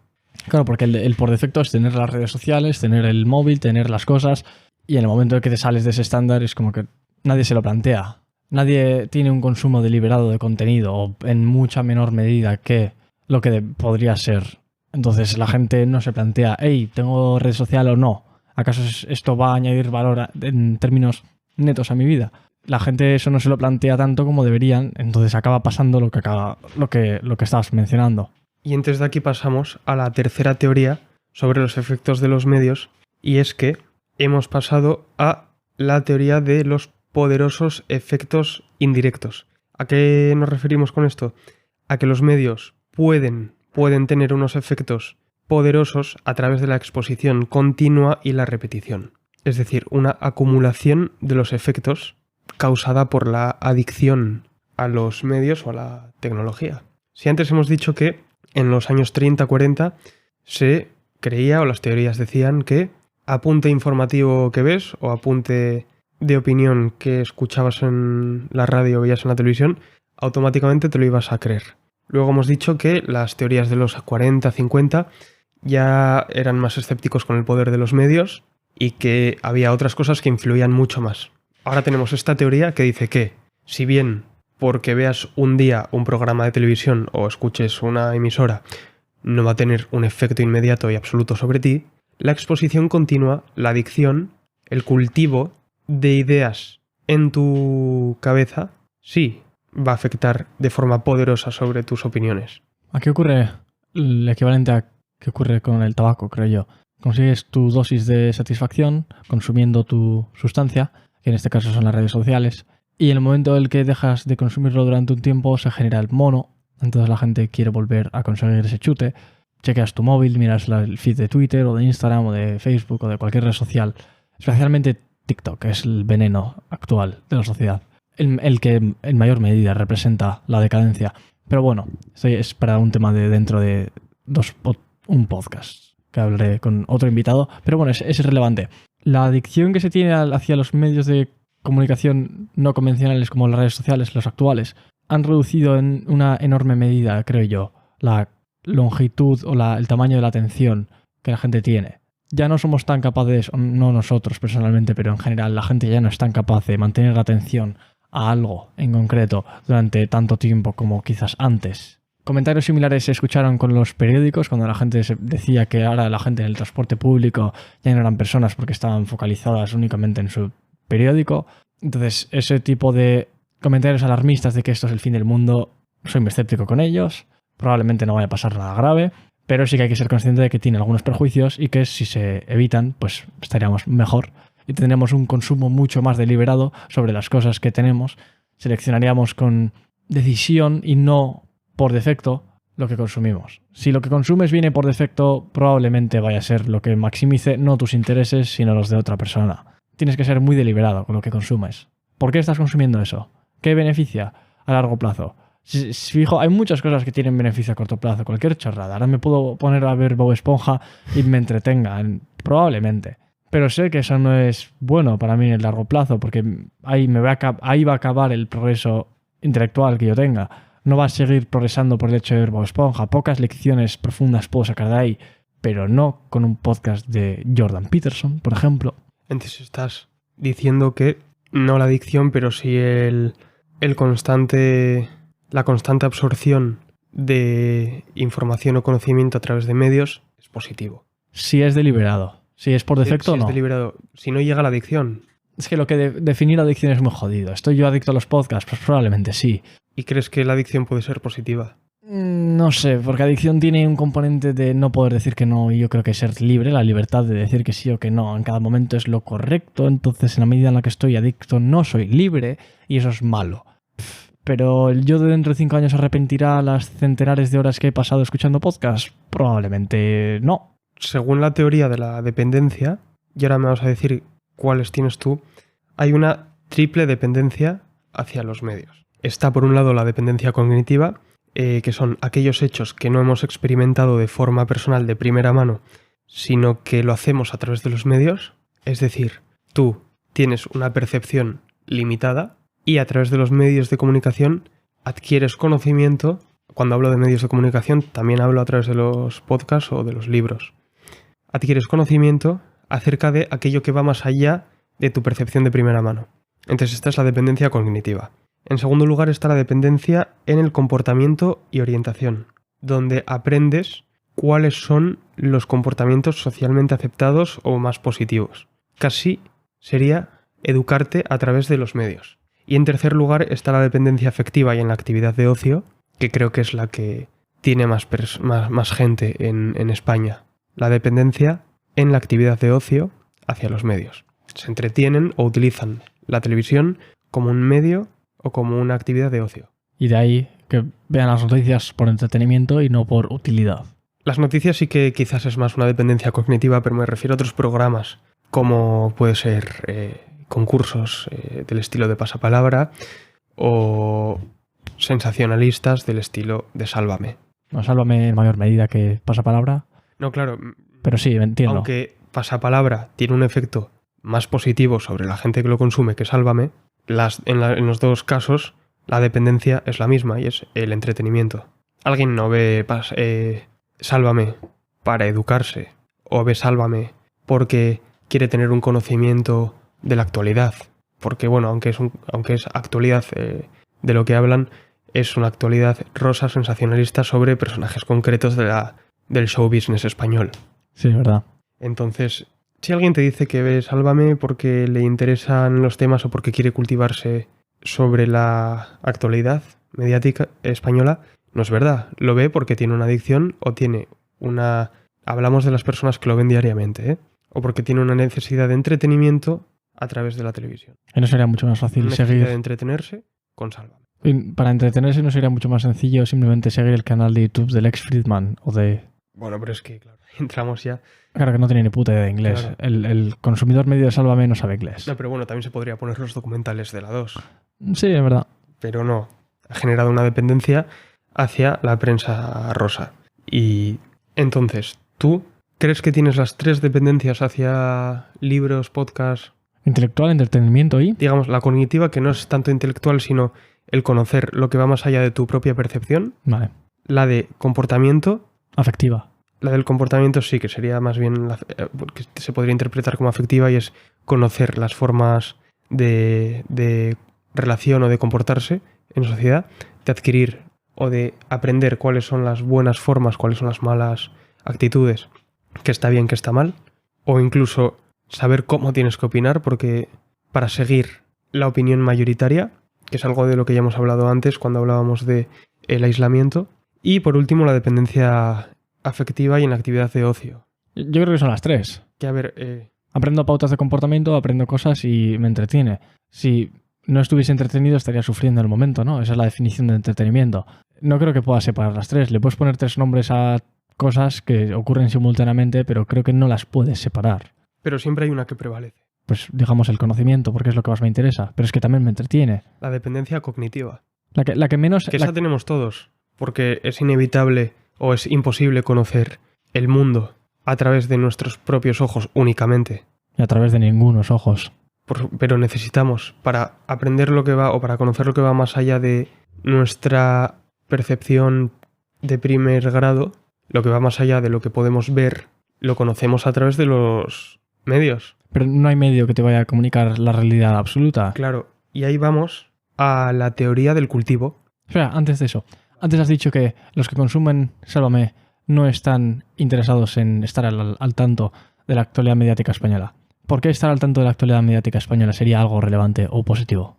Bueno, de la actualidad mediática me refiero a la actualidad política, la actualidad económica, la actualidad social. ¿Por qué eso es algo relevante? Por lo que estábamos diciendo, por ese conocimiento o esa dependencia cognitiva que tenemos, o esa necesidad inevitable de utilizar los medios para conocer lo que va más allá de nuestra percepción. Quiero decir, si no tuviésemos medios de masas, ya no hablo de los tradicionales, me da igual, Twitter, por ejemplo, si no tuviésemos esa capacidad de, a través de los medios, conocer lo que va más allá de nuestras propias manos, necesitamos, o es una dependencia obligada la que tenemos hacia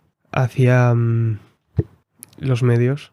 Pero esa dependencia cognitiva que tienes hacia los medios de comunicación, ¿de verdad está aportando algún tipo de valor? Yo creo que es 100% entretenimiento. No creo que aporte... Si aporta valor, claro. Es que es inevitable que te aporte valor. Es obligatorio. ¿Por qué? Conocer. Puedes no hacerlo, puedes simplemente conocer lo que ocurre, lo que te ocurre a ti y lo que ocurre en tu entorno. Puedes hacerlo. Es muy difícil porque siempre vas a tener estímulos más lejanos, pero podrías aislarte y conocer únicamente lo que te pasa a ti y a tu entorno. Desconoces hasta cómo se llama la ciudad que hay a 50 kilómetros de distancia, pero podría ser. No estoy hablando de conocer o no conocer la ciudad a 50 kilómetros de distancia. Estoy hablando de que a mí que me importa que el rey se ha echado un pedo. Pero eso no te lo... O que Pedro Sánchez vaya a montar una asociación en apoyo a víctimas de terrorismo o algo así. A mí eso, ¿qué cojones me importa? Quizás eso a ti no te importe porque no te afecta, pero hay otras cuestiones que sí te afectan y que no eres capaz de conocer. Vale, lo que más me afecta sin la ayuda de los medios. Pensemos en lo que más me puede afectar a mí, que es una de cada 20.000 cosas que se dicen en los medios. Pongamos que se ponen un impuesto, por ejemplo. Un impuesto a los podcasters. A todo aquel que tenga un programa se le cobrarán 500 euros al mes. Ya me enteraré de otra manera. El fisco se va a asegurar de que esa información me llegue. Te mandan una carta. Ni siquiera en ese caso me importa enterarme de lo que dicen los medios. Pero entonces... Y ese caso es uno de millones. ¿Pero tú crees que no es necesario conocer lo que pasa en el mundo? No, en el yo creo que lo que habría que hacer es centrarte en contenido que es evergreen, que siempre se mantiene verde, conocimiento que te va a seguir siendo útil de aquí a 10 años. Eso es lo que hay que centrarse. Si de aquí a 10 años lo que esté pasando hoy no es relevante, ¿para qué lo vas a mirar? Bueno, pero no me importa el grado de actualidad que tenga. Puede ser un libro sobre una teoría, sobre X, determinado asunto. Eso también es dependencia cognitiva. Pero es que lo que yo estoy diciendo es que la supuesta dependencia cognitiva que tú tienes hacia los medios de comunicación es falsa. No hay dependencia cognitiva, hay dependencia de entretenimiento.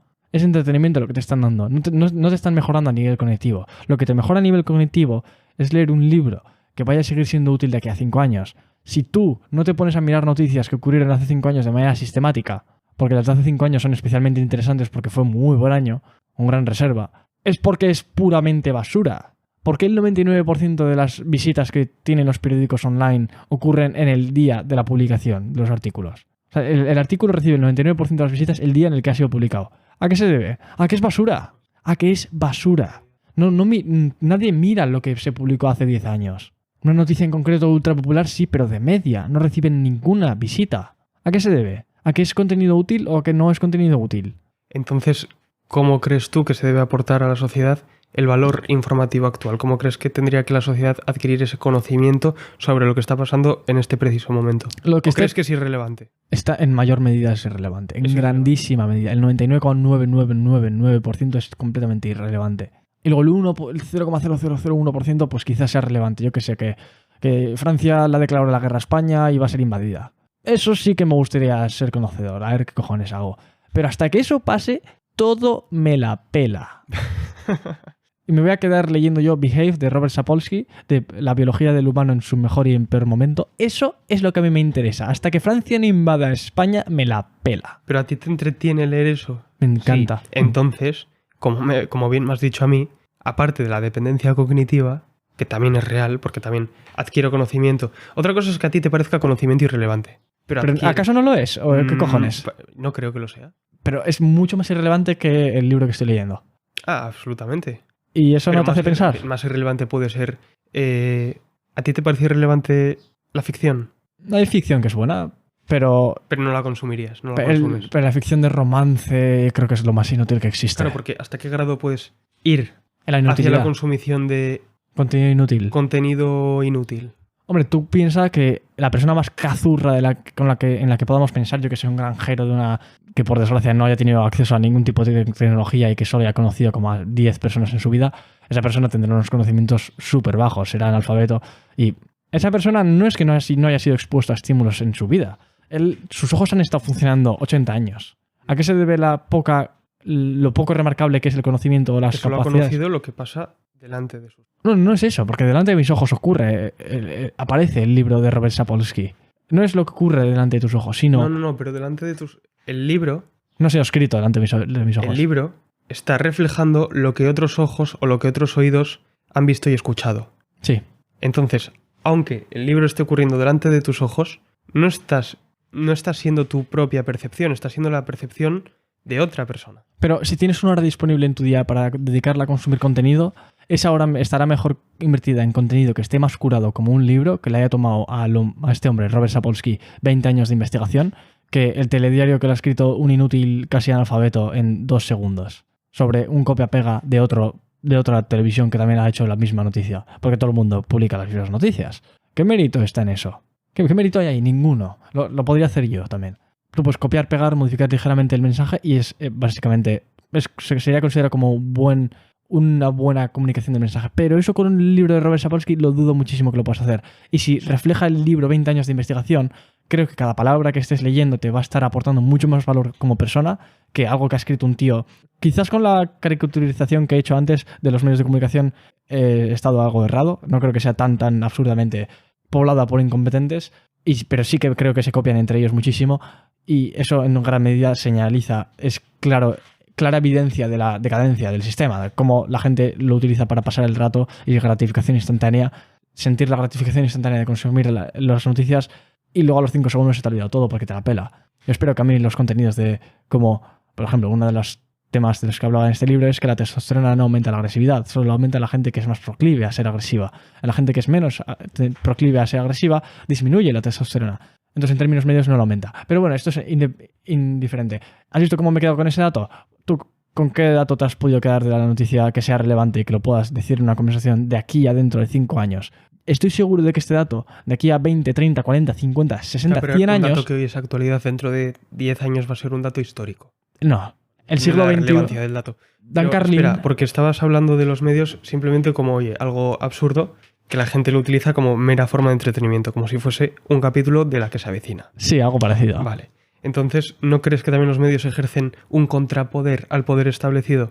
¿Al poder estatal? Al poder estatal, por ejemplo, sí. O al poder económico. Antes de... Desde la perspectiva que más te interese. Si quieres poder contra el Estado... Guarda esa pregunta, porfa. Me interesa esa pregunta, pero antes quería responder a que has dicho que lo que hoy es noticia... mañana será historia y será contemplado por las futuras generaciones con la misma relevancia con la que se contempló. Con la misma relevancia no. Vale, no lo es para nada. Es decir, si hoy ha habido un bombardeo en Ucrania. Oh, pues no me he enterado. Hoy ha habido un bombardeo. O un misil. No sé hasta qué punto, no sé cuál ha sido la gravedad. Voy a matizar lo que has dicho. El bombardeo que ha habido hoy ha sido noticia en la televisión. Dentro de 10 años no será noticia que hoy, tal día de 2022, hubo un bombardeo en Ucrania. La noticia va a ser que durante un periodo de tiempo, en 2022, 2023 o lo que vaya a durar este conflicto, se realizaron bombardeos en diferentes ciudades de Ucrania por el conflicto bélico. ¿Y no sería mucho más bonito que en el mundo la gente se informase de lo que está pasando ahora en Ucrania, cómo la gente se va a informar dentro de 10 años, que como se está informando ahora, que es con un constante bombardeo de información? No puedes hacer eso. ¿Por qué no? Entonces, ¿en qué momento te informas? ¿Al principio de la guerra, durante, al final? Al final, cuando ya ha pasado. Entonces, durante los ¿cuántos meses de conflicto yo? Durante los 6 meses de conflicto no te has enterado de absolutamente nada. No has tenido ni una pizca de información sobre el conflicto bélico que hay en Ucrania y en Rusia. No lo vería mal. Yo no voy a hacer que muertes... Bueno, entonces, el debate... Yo no voy a evitar ninguna muerte. El debate lo tenemos... O la base del debate es otra. No, No es la utilidad o la falta de utilidad de los medios. no digo... Si es que... es necesario o no es necesario, para mí sí lo es, tener un conocimiento o saber lo que está pasando hoy en el mundo. Me has llevado a una esquina en la que no estoy cómodo. No creo que no enterarse para nada de nada sea lo correcto de lo que está ocurriendo ahora mismo. Creo que, claro, enterarse del conflicto que está ocurriendo en Ucrania y saber los motivos geopolíticos que hay detrás es muy interesante y por supuesto que estoy enterado, pero enterarme en qué hospital han bombardeado y enterarme de la existencia de un hospital a la hora de que lo hayan bombardeado, creo que es hipócrita. Si tú no conocías una ciudad y solo te enteras de que existe porque la han bombardeado, creo que esa ciudad no es merecedora de estar en tu cerebro. Bien, el nombre de la ciudad no es lo que viene al caso, es el bombardeo en el país. Ese bombardeo en concreto yo creo que tendría que ser relevante. Hoy no lo es, pero dentro de 10 años será irrelevante este bombardeo porque se englobará en Ahí está. el conflicto entero. Ahí está. De la misma manera que las ocurrencias actuales se condensarán muchísimo en el futuro. Dan Carlin tiene una frase famosísima que es: los historiadores en los libros de historia de 2500 aparecerá el siglo XXI comprimido a una sola frase, a un solo párrafo. Eso te hará que pensar porque es lo que ha pasado con los anteriores siglos. Bueno, pero eso es en un libro de historia académico de primero de primaria. Creo que siempre puedes sacar más acontecimientos, pero lo que digo es que hay que relativizar las cosas y darse cuenta de la irrelevancia y el perpetuo estado de pensar que lo que está ocurriendo es más relevante que cualquier otra cosa. Entonces, por ejemplo, también te parece irrelevante un historiador que se ha especializado en el siglo XX y dedica toda su vida a conocer en detalle los acontecimientos de la historia de hace un siglo. No, yo creo que la gente se puede especializar en lo que le dé la gana y es precisamente debido a eso que se hace un progreso tecnológico. ¿Pero te parece necesario que haya historiadores especializados? Sí. Pero a mí que no me den la puta brasa con las cosas que ocurrieron. Si ni siquiera veo lo que ocurre ahora como para mirar lo que ocurría antes. Bueno, ahí implícitamente estoy diciendo que lo que ocurre ahora es más relevante y es falso. Pero sí que hay muchos historiadores que han aportado muchísimo valor, como Dan Carlin lo hace, y soy un gran fan de su podcast, y me parece fascinante. Solo que no creo que estar constantemente enterado de la actualidad sea lo que vaya a maximizar la cantidad, lo satisfecho que estás en tu vida. Y eso sí pasa por leer libros que van a seguir siendo valiosos de aquí a dentro de 50, 100 años. Si de aquí a dentro de 50, 100 años nadie va a poder mirar lo que tú estás mirando ahora, donde tú tengas tu atención. Si la gente no la podría tener dentro de 50, 100 años, porque es una auténtica bazofia, porque no tiene valor, porque se ha caducado ya el valor, lo que estás haciendo está mal. Claro, también me podrías argumentar que los estudios científicos que están haciendo ahora dentro de 50 100 años serán vistos como redundantes o como errados o como... Entonces lo estoy haciendo yo en otra medida. Pero tú no tienes ningún tipo de presunción de que lo que estás viendo va a ser válido dentro de 10 meses. No, y la mayoría de cosas o la mayoría de información que emiten los medios, mañana mismo, bueno, quizás mañana no porque tiene una consecuencia, pero dentro de 5 meses van a ser irrelevantes. Y eso no te da que pensar, que quizás sea una mala inversión de tu tiempo. ¿Quieres decir que sea negativo consumirlos? ¿Que sea irrelevante consumirlos? No. Si no hubiese alternativas, no. Si hay alternativas mejores, sí. Pero entonces, ¿hasta qué grado es positivo consumir, por ejemplo, algo que sea incluso irrelevante hoy? Por ejemplo, una película. A mí yo veo películas habitualmente. Uh-huh. ¿Hasta qué punto te parecen irrelevantes? Porque no están aportando ningún conocimiento informativo mayor al de la ficción. Hay películas que son muy buenas, que informan mucho. Pero me refiero a una película... chorra. Casual, no. Sí, sí. Bueno, oye, cada uno puede invertir su tiempo donde quiera y yo lo respeto, pero... Pero si ponemos una, digamos, nota, una puntuación. Es que yo no sabría poner una puntuación, pero sí que te sé decir si es mejor o peor que otra cosa. Un libro de Robert Sapolsky va a ser mucho mejor consumición de contenido que una película cualquiera. Si es una película especialmente remarcable o que es muy buena o que refleja de una manera muy buena los acontecimientos de la investigación de algún tipo de asunto científico o histórico, por ejemplo, la Segunda Guerra Mundial o cualquier acontecimiento así histórico, pues igual es interesante conocerlo para conocer las condiciones geopolíticas para poder actuar de manera correcta en el futuro. Si no tiene aplicación futura, no creo que tenga relevancia, pero es igual. A lo que me refiero es que hay películas buenas y malas. pero en general, las películas son menos evergreen que un libro. Las películas tienden a caducar más rápido la relevancia de ellas que un libro, porque el libro se focaliza para el largo plazo. Tampoco creo que un producto perecedero tenga por qué ser peor por el simple hecho de ser perecedero que uno que no caduca. ¿Cómo que no? Mira lo que pasa en las inversiones. Tú si te compras algo y se devalúa, si te gastas 10 euros en algo y se devalúa a un ritmo de un 90% al día, esa es la peor inversión que puedes hacer en tu puta vida. Si algo no solamente no se devalúa, sino que aumenta de valor porque lo juntas con otras cosas y la suma de las partes no es... Imagínate, te lees un libro y te lees otro, no tienes dos libros de conocimiento, tienes más, porque puedes interrelacionarlo. Eso es completamente opuesto a lo de los medios. Tú ves una noticia, inviertes 10 minutos viéndolo y mañana ya te han quedado un minuto de utilidad. Los 10 minutos de ayer valen 1 hora y mañana valdrán 10 segundos. Y pasado mañana ya valdrán 1 segundo. Si en vez de hacer eso hubieses invertido en leer un libro, ahora tendrías muchísimos minutos a tu disposición de trabajo que has realizado. Si la gente dedicase su tiempo a cosas que van a perder su valor, la sociedad sería una puta ruina. Lo que pasa es que aunque la noticia o el hecho, el acontecimiento, haya pasado a ser irrelevante, aunque los hechos ya no tengan mayor trascendencia pasado un tiempo, el conocimiento adquirido sí perdura. El conocimiento adquirido sí es útil durante un tiempo más prolongado que la caducidad del aporte informativo. Pero eso es facilísimo de desmentir. Piensa en la persona que lee libros y la persona que ve el telediario. La persona media que lee libros... Pero yo no digo que la persona que ve el informativo no lea, porque son complementarias. No, hombre, claro, si estás dedicando tu atención a algo, no estás dedicándola a otra cosa. Pero que no digo no, ¿cómo vas a hacer las dos cosas a la vez? Me refiero a, por ejemplo, a las 3 ponerte... A leer un libro. El telediario mientras comes, por ejemplo. O escuchar un podcast. No puedes leer. Te escuchas un podcast. O un audiolibro. Claro, pero es que además tiene que ser un podcast concreto de lo que a ti te parezca que es más útil. Porque si yo me quiero poner un podcast sobre lo bonito que ha quedado el Parque del Retiro, pues igual también te parece irrelevante. No, hombre, si vives ahí y te gusta la naturaleza y te gusta estar por ahí, pues me parecería medianamente bien.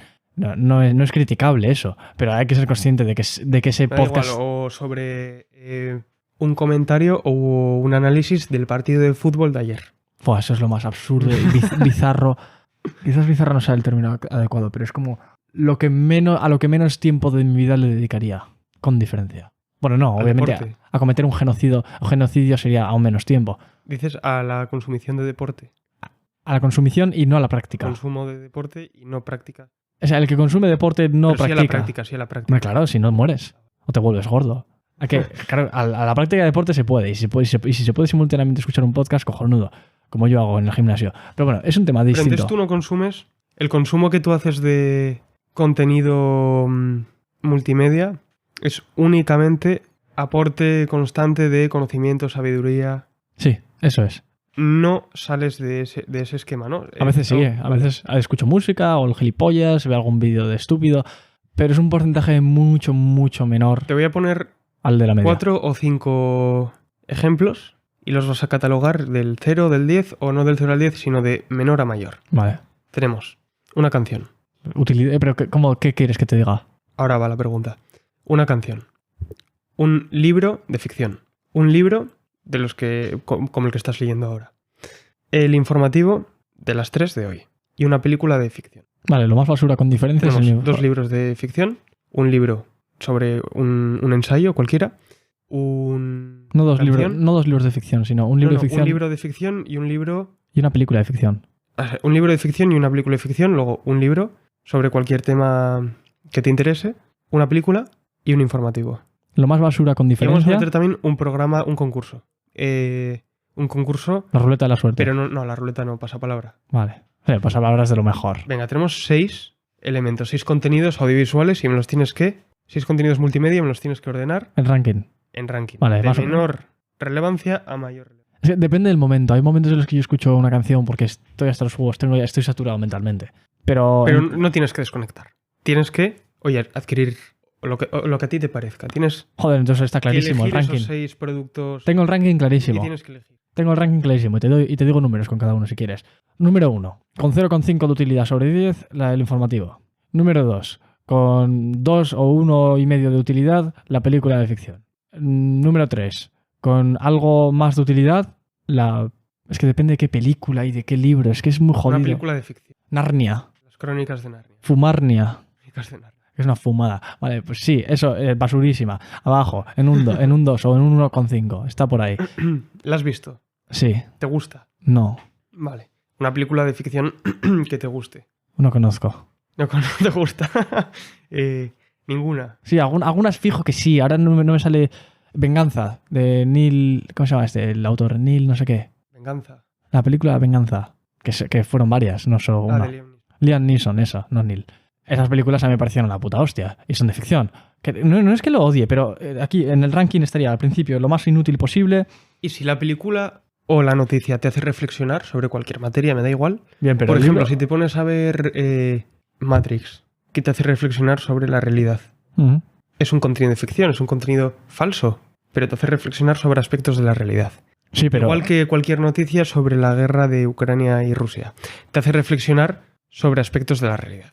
Aunque el contenido sea perecedero o aunque el contenido sea de ficción, el aporte intelectual que a ti te da va a ser mayor y va a perdurar en el tiempo más que el contenido en sí mismo. De la misma manera que Matrix te puede hacer reflexionar sobre la realidad, el caso en contra de la realidad de Donald Hoffman, que es un libro que yo leí, te lo puede hacer reflexionar en mucha mayor medida. Entonces tampoco estaría justificado ver Matrix, pero sí, Matrix es una de las mejores películas. Que no es blanco o negro, no es una cosa que sea una puta bazofia Pero siempre. a eso voy, precisamente como no es blanco o negro, puedes consumir ese libro y puedes consumir la película. Porque no tienes que consumir únicamente aquello que te vaya a aportar mayor medida de conocimiento o mayor grado de aporte intelectual. Pero en términos medios sí que son blanco o negro. En términos medios, como lo que estaba diciendo, el informativo es 0 o 0,5 de utilidad. Luego estaría la película de ficción. Luego estaría el libro de ficción. Luego estaría la película de no ficción. Pero ¿el 5 dónde está? El 5 estaría... ¿Qué apruebas? La película de no ficción. ¿Eh? Una película de no ficción. Una película histórica. Sí. Basada en hechos reales, por Sí, ejemplo. como 1917, de la Primera Guerra Mundial. Es ficción, pero está basada en hechos reales. O Lo Imposible, la del tsunami de Enigma. Enigma. Haz una película que he visto hace poco. Enigma, sí. Es buenísima. Sí. Me parece... Esa película le digo aprobado. Pero tampoco demasiado alto porque es bastante escasa. Pero es igual. Pues eso se tendría el 5 para mí. De que es algo que se podría ver habitualmente o una vez o dos veces por semana ¿Y una qué te película. aporta? Sí, ese es el nivel. Luego, un peldaño por encima estaría el libro de no ficción, bastante por encima, en torno... Es que depende también del libro de no ficción, pero eso estaría muy aprobado, en un 7-8. Un libro de no ficción, bueno, pues, pero cualquiera de los que has leído, claro, habrá algunos que te hayan aportado más y otros menos. De todas formas, estamos hablando solo de aporte. ¿Y la canción? ¿Dónde la has puesto? Ah, la canción se me ha olvidado.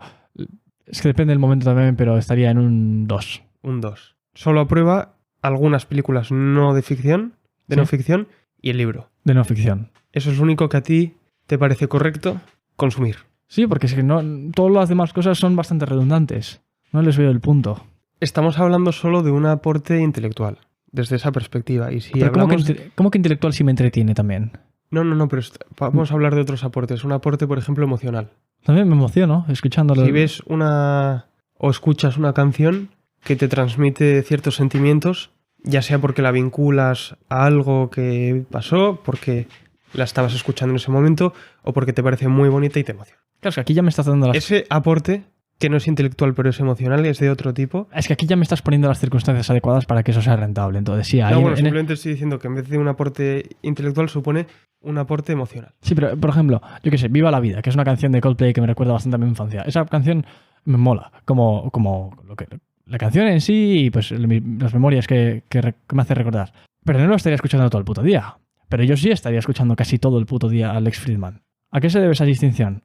A que de Viva la vida enseguida te acostumbras y te aburre, pero las conversaciones que tiene Lex Friedman con la gente, con los científicos que invita, no te puedes cansar, porque es un nivel de complejidad superior al que tú tienes. Porque... No, pero estamos hablando de la misma canción todo el rato y de la misma persona, pero con diferentes temas, diferentes contenidos.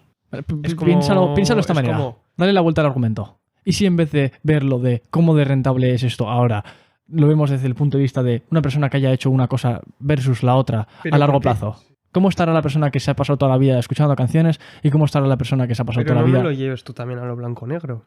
No te lo estoy diciendo blanco-negro. Sí. ¿Cómo estará cada persona?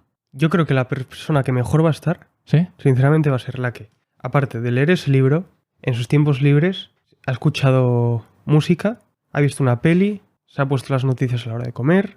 El que ha consumido esa variedad... Por ejemplo, puede ser muy bueno comer verdura, ¿no?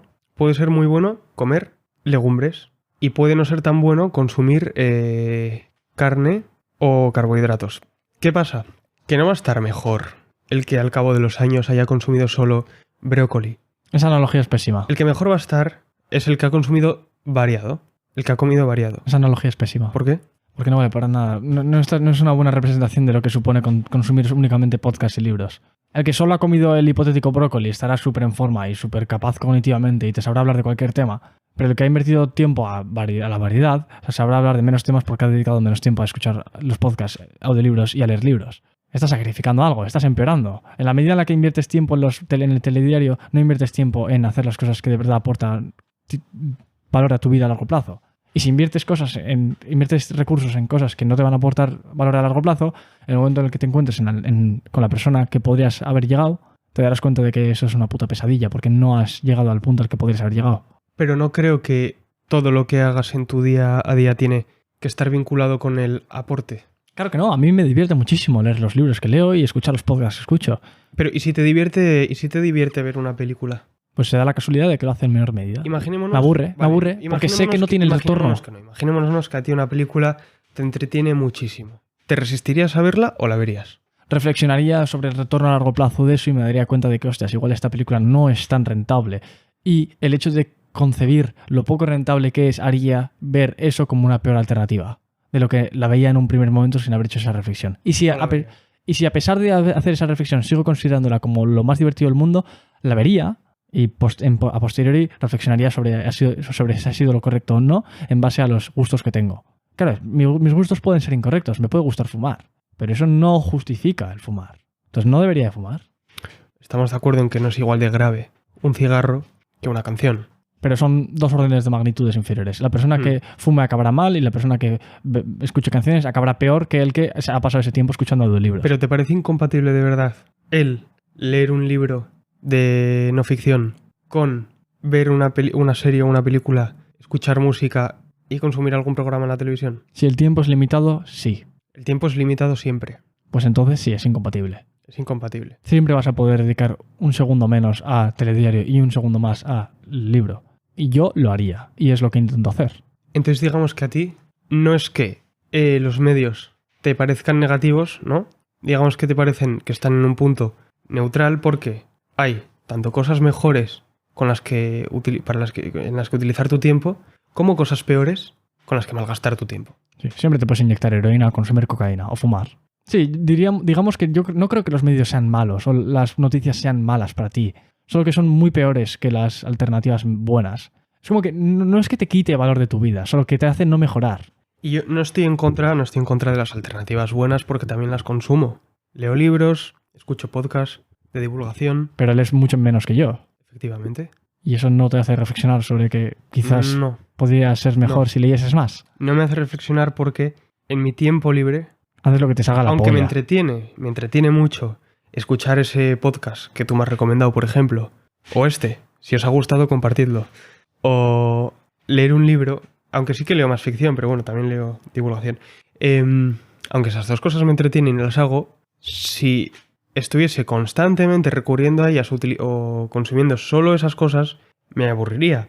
Entonces, me parece que el escuchar música, el ver un programa de televisión o el ver una película, no me supone una pérdida. Porque, primero, me está entreteniendo y para mí el entretenimiento, si no es insano, porque te puede entretener, como bien has dicho, meterte una raya. Sí. No es tan insano. No, pero no es insano. Es insano por lo que pierdes, pero no por lo que... dejas de ganar. Es insano por lo que dejas de ganar, no por lo que pierdes. Puede ser que sea insano desde tu punto de vista por lo que no estás ganando. Es insano por lo que dejas de ganar. Pero no estás perdiendo nada. No por lo que pierdes. Bueno, sí. Es decir, consumir droga es insano de por sí. Es insano directamente. Sí. Pero el ver un programa, si yo me pongo pasapalabra, el contenido no es insano. Lo que es insano, digamos, es indirectamente porque no he consumido aquello que tú crees que es mejor consumir. ¿Pero acaso no estamos de acuerdo en eso? No. Si tuvieses que sacrificar una u otra... Porque yo creo que también me beneficia. Si tuvieses que sacrificar una u otra, ¿cuál sacrificabas? ¿Medios o podcast o libros? ¿Con cuál te quedabas? Solo puedes elegir una. ¿Pero medios a qué nivel? Porque es que un libro también es un medio. Vale, no, pues noticias, ya sea radio o televisión, ¿Actualidad? ¿No? actualidad, o contenido evergreen, que se mantenga verde siempre. Es que a mí me entretiene más el primero. Pues mala suerte de tener malos gustos. Estás condenado a la mediocridad. ¿Los puedes modificar? No, no quiero. Es que no quiero modificarlos. Pues te equivocas en no querer modificarlos. No Así en un poco off the record, luego tal, porque a mí también me beneficia que la gente consuma medios. Claro, eres un periodista. Pero es que de verdad, es como no... Y he hecho alguna vez una reflexión. Y me pongo en la posición de un frutero. Y entonces pienso, oye, yo estoy haciendo mi trabajo y estoy beneficiando a los clientes. Y me pongo en la situación de un vendedor de chuches. Y digo, yo estoy haciendo mi trabajo, me estoy beneficiando, pero estoy perjudicando y mucho a mis clientes, como el de un estanco. Yo creo que mi profesión no está, vale, puede que no esté en la frutería o en la pescadería, pero tampoco está en la tienda de chuches. Y aunque fuese la tienda de chuches... Pero no lo está. No lo está. Está mucho mejor. Está quizás en la carne. Pero ¿no te das cuenta que en este equivalente, en tu carnicería tienes diferentes tipos de carne? Puedes poner carteles en tu mostrador de qué tipos de carne son más saludables para que la gente consuma tu carne, que es mejor que la de otra carnicería, porque tú eres consciente de los peligros que hay de las carnes malas. Pero tú en tu carnicería puedes vender carne buena. Hay carne buena. Hay muchos periodistas que hacen trabajos muy valiosos para la sociedad y que me encanta consumir su contenido. No es que todos los periodistas solo hagan basura, pero el contenido que acaba siendo dirigido a las masas es basura. Entonces yo lo que digo... Pero entonces el problema ¿dónde está? No, ¿En los perdona, medios? me he equivocado. ¿Y en el contenido que difunden? Me he equivocado, no es el que va dirigido a las masas. El que va dirigido a las masas a veces es bueno, pero mucho de lo que va a las masas es basura, entonces está la gran parte de la responsabilidad de hacer contenido de calidad en los periodistas en sí. Y tú como periodista puedes hacer la analogía esta de la carnicería o frutería. Es que tú podrías ser una frutería si es que tu contenido es suficientemente bueno. Claro. Depende de ti. Hay periodistas que son chucherías, estancos... Es que no, dentro de los propios medios de comunicación, y ya es que los libros también son medios, entonces Sí. vamos a irnos a lo que es la televisión porque es como el más sencillo de ejemplificar. Dentro de la televisión hay programas que se asemejarían más a la tienda de chuches y hay otros que se asemejan mucho más a la frutería. ¿Estoy de acuerdo? Entonces, si yo consumo el de la frutería, ¿también te parece una pérdida de tiempo? La frutería es mejor que la chuchería, por supuesto. ¿Pero te parece una pérdida de tiempo por el hecho de ser un medio de actualidad? No. Vale. Bueno, entonces ya hemos modificado un poco ese punto. Si es una actualidad, sí, perdona. Pero si sale en la tele, no. Porque a ti que sea de actualidad, ya no, para ti, si es actualidad, ya no puede ser la frutería. Directamente Sí, pasa ya. a la Chuchería no chuchería. chuchería. Un subidón rápido de azúcar y luego se te pasa y ala, a chuparla. Eso es básicamente los medios de la actualidad. Pero en la tele Y salen un muchas... programa de investigación o de un reportajes, documental de la 2 documental. sobre los métodos de construcción de las pirámides. Igual no es útil en tu día a día, pero es interesante. Te cultiva como persona. Mm. ¿Qué no te cultiva como persona? Las noticias. Eso no te cultiva. También, es que sí, también. Te cultiva... También es un aporte de conocimiento necesario. Pero los Creo yo cimientos... que es necesario. Pero los cimientos de tu persona, si consumes ese tipo de medios, estarán podridos. Son de una calidad pésima. No, pero es que mis cimientos estarán hechos de otra cosa y utilizaré eso para decorar los cimientos. O sea que en lo que la mayoría de la gente dedica la mayoría de su tiempo... Si has construido un edificio y lo dejas vacío, por mucho que hayas construido el edificio no te va a servir para nada. Vale, pero los Pero cimientos... si con ese edificio lo rellenas de cosas actuales, si lo decoras o lo llenas o lo haces acogedor... Solo se puede decorar con cosas actuales. No me refiero a actuales. He utilizado una palabra incorrecta. Con información que no sirve para construir esos cimientos, pero sí para llenarlos, no hay una pérdida de tiempo, no hay una pérdida de valor. Y esos yo utilizo... Pues qué casualidad que los libros que yo leo sirven como para poner los cimientos y como para rellenar la casa en sí. ¿Tú de verdad crees que No del todo, ¿eh? los libros que yo leo no sirven para decorar y rellenar la casa en esta metáfora? Si complementas mucho el tipo de libro, sí, pero es que parte de la decoración forma parte de la información reciente. Es decir, para poder decorar, para poder completar el edificio, necesitas conocer lo que está pasando. ¿En base a qué? ¿En qué te basas para decir eso? No hay edificios creados sin... No hay edificios que se crearon en los 80. ¿Y con qué los llenas? Si te compras una casa de hace 50 años, vas a utilizar muebles de hace 50 años.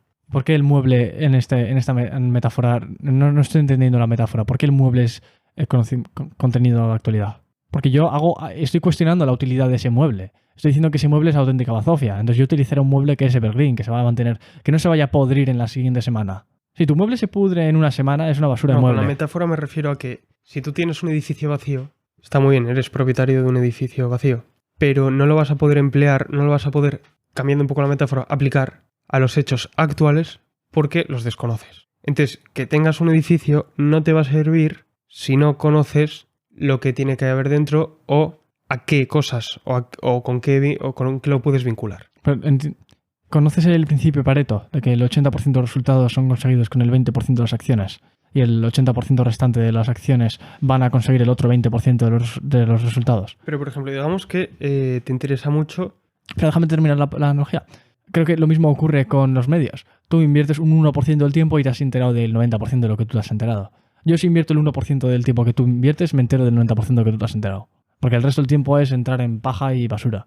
Me entero de que han bombardeado no sé qué ciudad, que ha subido el IVA no sé qué y que Pedro Sánchez se echó un pedo la semana pasada. Me he enterado de eso en 3 segundos. A ti eso te ha tomado varios meses enteros de estar todas las tardes mirando el telediario. Habría que utilizar el principio de Pareto para ser mucho más eficiente con la adquisición de conocimiento de la actualidad. De la actualidad te puedes informar muchísimo más rápido de lo que la gente hace, porque hacen de la consumición de contenido de la actualidad el por defecto y el hábito. No puedes generar el hábito de algo que tendría que ser por definición algo que solo te enteras en un momento y te enteras de lo que ha pasado en el último mes. No de lo que ha pasado en el último mes, pero en poco tiempo te puedes enterar de mucho de lo que está pasando en la actualidad. Y la gente no invierte poco tiempo porque eso no es un modelo de negocio viable. ¿Pero dónde está el problema en profundizar el conocimiento? Es que para profundizar no ves el telediario. Para profundizar te lees el libro. No. Pero es que el telediario te da los matices, las bases de lo que ha ocurrido. Si quieres profundizar tienes que leer un reportaje, tienes que comprarte el periódico, cosa que yo la verdad que no hago. No profundizo en las materias o en los acontecimientos recientes. Bueno, pues entonces te estás pegando un tiro a ti mismo. Estás diciendo que por un lado los medios de comunicación son buenos porque te dicen... que no profundizo en todos los. Si me interesa... Efectivamente. Y también te voy a hacer otro planteamiento. Este podcast, este concreto, este audio, ¿a qué nivel de rentabilidad lo pondrías? Yo creo que sería deshonesto por mi parte producir un contenido que no consumiría yo mismo. Y esta conversación que hemos tenido sí que creo que a mí me parecería interesante escucharla. Así que yo creo que sí que le doy algo de una superior nota. Igual el contenido que estoy produciendo ahora no lo desearía consumir en cada uno de los momentos de mi futuro, pero eso no creo que sea el origen de la hipocresía. Simplemente, ahora mismo no estamos hablando constantemente de lo que hablan en Sálvame, estamos hablando de algo que se puede aplicar. Claro, mucho. Es profundo, mucho es perenne. Útil, sí. Creo que le daría un buen aprobado, un 6,5 o 7, en mi opinión. Que también es dinámico, hay momentos en los que no me apetece, hay momentos en los que sí. Hay que entender eso, como todo el mundo. Hemos hablado antes también, ya no de los medios como un producto a consumir, sino también como un contrapoder al poder establecido. Y no hemos profundizado en este aspecto. Vale, sí, es verdad, tienes razón. ¿Crees que los medios ejercen un contrapoder contra el Estado o contra determinado? Yo creo que no es solamente que hagan de contrapoder, que en alguna medida sí, sino que también hacen de herramienta o marioneta del poder. Entonces, por ese lado sí que los ves útiles y necesarios, ¿o no? Sí, en alguna medida sí, porque representan algún tipo de descontento que hay con el poder establecido. Así que sí que sé que, por ejemplo, La Sexta tiende a ser más de izquierdas y otros canales de derechas. ¿Hay alguno que sea de derechas? De derechas, bueno, sí, se podría... La televisión pública siempre es del gobierno, partido de gobierno. De lo establecido. Entonces, partiendo de ahí, ahora mismo, como la televisión pública es de izquierdas, podría decirse que es más de derechas Antena 3. Aunque probablemente cuando gobierna el Partido Popular, Televisión Española es más de derechas que Antena 3. Interesante. ¿Cuáles de las televisiones principales ahora mismo es la que está más en la derecha? Esa. ¿Antena 3? Sí. ¿Ah, sí? Sí. Joder. La 1 y la 2, bueno, es que la 2 no entra en temas políticos, pero la 1... Pues la 2 me gusta. Izquierdas. A mí la 2 me gusta también. La 1 es de izquierdas, porque gobiernan los socialistas. La 2 es neutral, porque no trata temas políticos. Antena 3... Es que lo que hace A3 Media, el grupo A3 Media que tiene La Sexta y Antena 3 es inteligente porque tienen un mercado compuesto por personas de izquierdas y personas de derecha. Entonces, a la televisión o al canal Antena 3 lo han dedicado más a las personas, el canal lo han dedicado más a las personas de derechas y La Sexta lo han enfocado muchísimo hacia la izquierda. Y Telecinco y 4 también son así bastante apolíticos, pero si tuviesen que tirar... Es que en Telecinco y 4 hay una variedad interna, porque tienes un programa como Bertín Osborne, que es muy de derechas Bertín, y tienes otros como el propio Sálvame, que se autodefine como de izquierdas, Jorge Javier. Entonces dentro del propio canal hay diversidad ideológica. Eso mola. Pluralismo, hay pluralismo. Eso yo creo que es bueno. Lo que pasa que para definirlo habría que ver el informativo. Y yo la verdad que el informativo de Telecinco no sé cómo es. Entonces, como conclusión, yo creo que podríamos decir que sí hace en alguna medida contrapoder. Salvo la televisión pública. Claro, eso siempre es una marioneta el poder. Pero que también es en alguna otra medida las privadas también reciben subvenciones y dependen del Estado. Sí, pero tienes televisiones privadas muy críticas. Por ejemplo, el escándalo del Watergate y los papeles del Pentágono. Uh-huh. La presidenta del Washington Post, Katharine Graham, tenía por vinculaciones familiares relación con el presidente Nixon. Y fue su periódico, estando ella de presidenta, ya cuando se había muerto su marido y todo, la que decidió publicar los papeles que tumbaron al gobierno de Nixon. Entonces, ¿independencia de los medios? En muchos no, pero como en este caso, se comprueba que hay algunos que sí. Hay algunos que ejercen un contrapoder independientemente de lo perjudicados que vayan a salir. Justo en este caso, el Washington Post no salió perjudicado porque le dio popularidad, fama y prestigio, pero que los medios arriesgan. Los medios, aunque hay algunos que simplemente toman al gobierno o al Estado como un aliado para que les dé subvenciones, para que les subvencione, para que les ayude, como su mayor cliente, hay otros que están ahí para defender a la sociedad y para criticar los abusos de poder del Estado. Estoy de acuerdo contigo. Pues esperemos que acabe siendo más del segundo que del primero.